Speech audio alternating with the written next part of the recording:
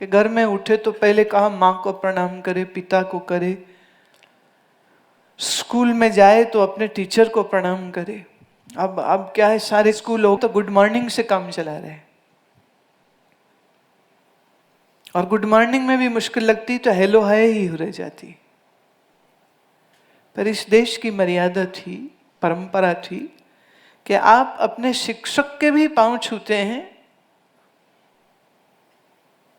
मतलब झुक रहे हैं माँ के सामने, पिता के सामने, शिक्षक के सामने, दादा दादी के सामने, पड़ोस में कोई बड़ी उम्र का है तो उसके भी सामने, घर में कोई ब्राह्मण आया उसके भी सामने, साधु आए उसके सामने, संत आए उसके भी सामने, आपके गुरुदेव आए तो उनके भी सामने, मंदिर में गए तो भगवान के सामने, सब जगह झुक रहे। झुको झुको झुको, झुकना मंत्र है। झुको झुको झुको झुको झुको। क्यों झुको? क्योंकि प्रणाम करने में भी हमारे मन की शुद्धि होती। हम ये बात जानते नहीं, हमें लगता है ये शिष्टाचार है कि गुरुजी आ जाए तो प्रणाम करो, पर तुम्हें ये नहीं मालूम जब तुम गुरु को भी प्रणाम करते हो, उस प्रणाम में भी तुम्हारा ही चित्त शुद्ध हो रहा है। So you are not paying respect to the guru. Actually, even this you are getting some benefit. उसमें भी तुम्हारा ही लाभ हो रहा है।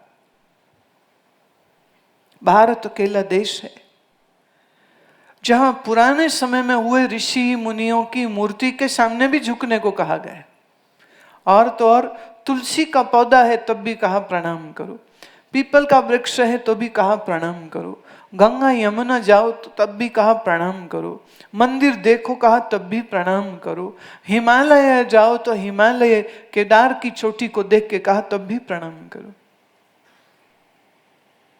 क्यों?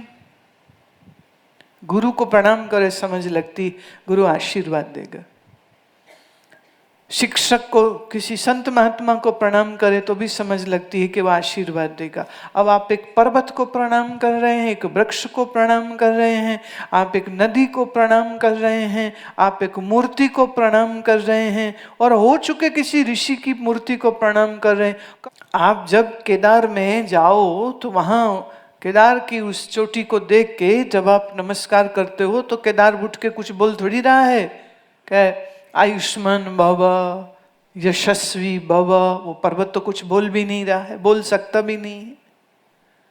जब आप गंगा को प्रणाम करते हो तो गंगा माई अंदर से निकल के बाहर थोड़ी आ रही, पर फिर भी कहा प्रणाम करो, क्योंकि इसके पीछे भी एक रहस्य है। एक, तुम्हारा अभिमान को झुकाना आवश्यक है, तो जिस बहाने भी ये झुकने का अवसर मिले कहा झुकते रहना। एक। दो, जब हम प्रणाम करते हैं तो हम जिसको प्रणाम करते हैं हम उसकी ऊर्जा को प्रसाद में पा जाते हैं। ऐसे समझिए जैसे ये फूल है, अब ये फूल वृक्ष पे लगा हो, आप उस वृक्ष के करीब जाएं और फूल की तरफ झुकेंगे तो आपको क्या मिलेगा? खुशबू। अब झुकने के समय आपको क्या ये कहना पड़ेगा कि ए फूल मुझे कुछ खुशबू भी दे दे?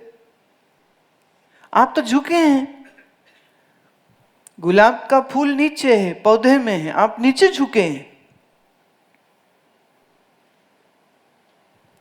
आप झुकते हैं, फूल से आपको खुशबू मिल जाती है, तो हम कहेंगे खुशबू फूल का प्रसाद है। जब आप गुरु के सन्मुख झुकते हैं तब गुरु के माध्यम से गुरु की ऊर्जा तुम्हें प्रसाद में मिलती। जैसे फूल को आपने कहा नहीं कि मुझे खुशबू दो, ऐसे ही गुरु को भी कहने की जरूरत नहीं है कि आशीर्वाद दो। आप प्रणाम करते हैं, आप झुकते हैं और उनका आशीष आपकी ओर बह जाता है। ये नियम है। गुरुत्वाकर्षण जब काम करता है तो उसमें हर चीज ऊपर से नीचे की ओर बहती है। पानी बहेगा तो कहां? नीचे। पानी को ऊपर उठाना हो तो मोटर चाहिए, पर पानी को ऊपर से नीचे लाना हो तो किसी मोटर की जरूरत नहीं है। तो आप जब सदगुरु के सामने झुके तो गुरु की ऊर्जा आपकी ओर बहेगी ही। The energy is going to travel to you.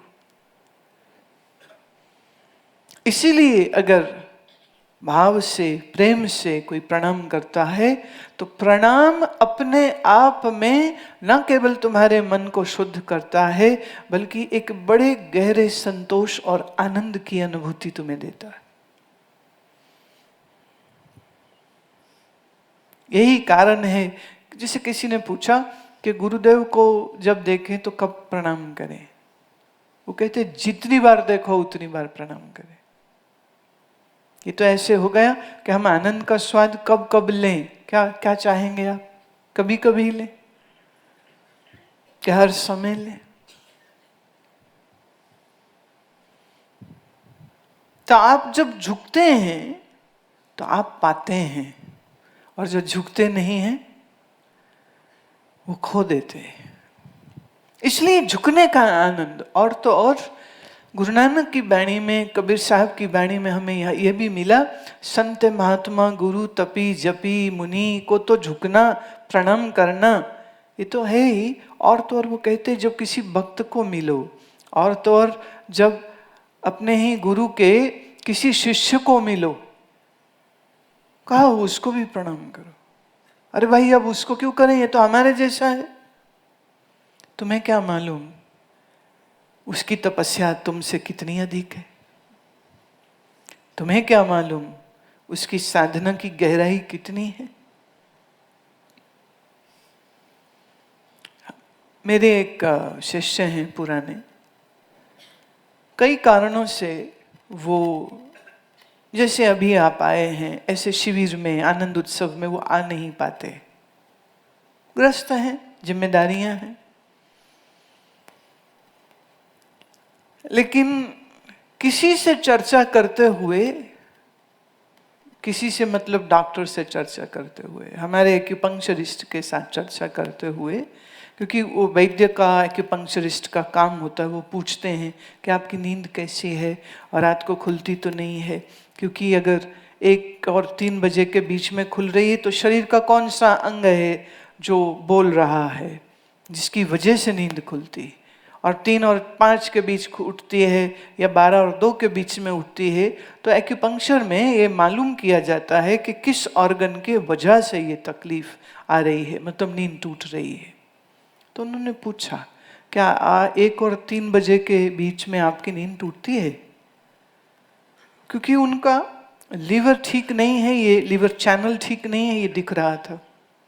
तो वो बोलती हैं कि वो तो मैं कई सालों से 2 बजे उठ जाती हूँ, 2 बजे अपना अभ्यास करती हूँ और 4 बजे वापस सो जाती हूँ। इस अभ्यास की खबर उसके पति को नहीं है, उसके बेटों को नहीं है, उसकी बहुओं को नहीं है, क्योंकि वो दिन में तो जैसे एक गृहिणी काम करती है वो काम कर रही है, घर संभाल रही है, बच्चे पोते संभाल रही है। लेकिन वो रात्रि को 2:30 बजे उठ के नाम जप करके, ध्यान करके फिर 4 बजे वापस सो जाती है। तो पति को क्या लगता होगा कि पत्नी तो 6 बजे उठी, पर उसे ये नहीं मालूम कि वो बीच में कब जगी और कब जाकर के उसने अपना अभ्यास कर लिया। तो एक साधारण गृहिणी है, आप कहोगे एक नॉर्मल होम मेकर है, गृहिणी है, इसमें क्या खास बात है? पर उसकी खास बात क्या है अगर आप नहीं जानते, तो इसका मतलब ये तो नहीं कि वो खास नहीं है। अगर वो साधु जैसा लंबा चोला नहीं पहनती तो इसका मतलब ये तो नहीं है कि उसमें साधुता नहीं है।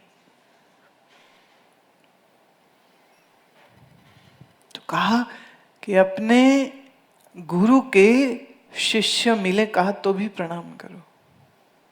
क्योंकि तुम्हें क्या मालूम कि वो तुमसे कितने ऊंचे। फिर कह रहे हैं जब तुम प्रणाम करते हो तो उनकी ऊर्जा तुम पा रहे हो, because energy travels from high to low. जैसे जल ऊपर से नीचे को आता है, ऐसे ये ऊर्जा जो हमसे श्रेष्ठ हैं, साधना में, जप में, तप में, योग अभ्यास में, स्वाध्याय में, श्रेष्ठ जीवन जीने में, तो आपको क्या मालूम किसके अंदर क्या चल रहा है। अब आप ये भी एक पॉइंट आता है कि मान लो वो कुछ भी नहीं करता है तो भी हम प्रणाम करके क्या अपना नुकसान नहीं करेंगे? नहीं, तब भी नहीं, क्योंकि झुकना अपने आप में एनर्जी गिवर। जब आप झुकते हैं तो आपकी रीढ़ की हड्डी झुकती है। और योग आसनों के अभ्यास में पूज्य स्वामी बुआ जी कहा करते थे कि कम से कम 100 बार रीढ़ की हड्डी आगे और पीछे झुकानी चाहिए, 100 बार। अब मान लो आप आसन नहीं करते हैं या कम करते हैं, लेकिन आप दिन में 50 बार झुकते हैं, 50 बार सर जमीन पे लगाते हैं, 50 बार सीधे फिर खड़े होते हैं, तो क्या ये अपने आप में आपकी रीढ़ की हड्डी को मजबूत करने वाली विद्या नहीं हो गई? आपकी रीढ़ लचीली होती है, आपकी रीढ़ शक्तिशाली होती है, और आदमी उतना ही ताकतवर है जितनी उसकी रीढ़ की हड्डी ताकतवर होती। तो सवाल इसका नहीं कि मेरे सामने संत है या दुष्ट है, सवाल फिर यह भी नहीं रहा कि वो बहुत बड़ा भक्त है या नहीं है, लेकिन जब जब मैं भावना से झुकता हूं मेरे शरीर को भी लाभ होता है और मेरे मन की शुद्धि भी होती। तो ये एक मंत्र की तरह आप आज समेट लीजिएगा और जितना हो सके झुकते रहिएगा। जो झुकने का आनंद है, जो झुकने की साधना है, जो मन की शुद्धि है, जो शरीर को बलवान बनाता है, ये सब लाभ आप लें तो ये आपके बहुत बहुत हित में है।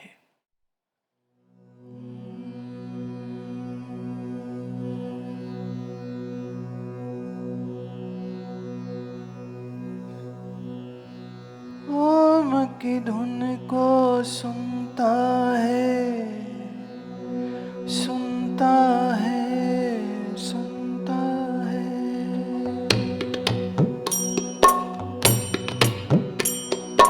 ओम की धुन को सुनता है, सुनता है, सुनता है, सुनता है, सुनता है।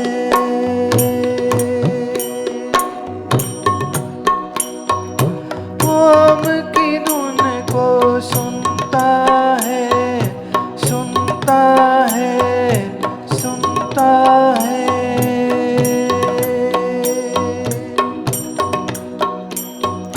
सुन सुन के वैराग हुआ, सुन सुन के वैराग हुआ, सुन सुन के वैराग हुआ, सुन सुन के वैराग हुआ। ओम की धुन को सुनता है, सुनता है, सुनता है। ओम की धुन को सुनता है, सुनता है, सुनता है।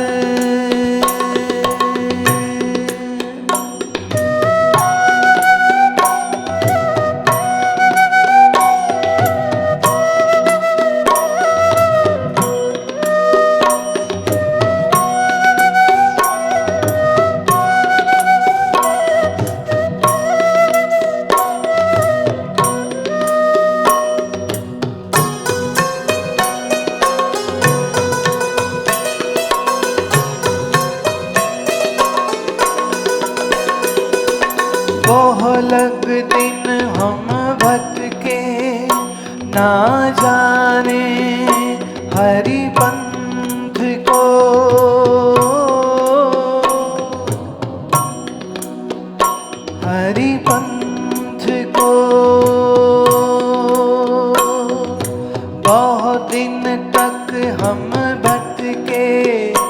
ना जाने हरि पंथ को, हरि पंथ को। अब कछु समझ परी है हरि पंथ को, हरि पंथ को। अब कछु समझ परी है हरि पंथ को, हरि पंथ को। ओम की धुन को सुनता है, सुनता है, सुनता है। ओम की धुन को सुनता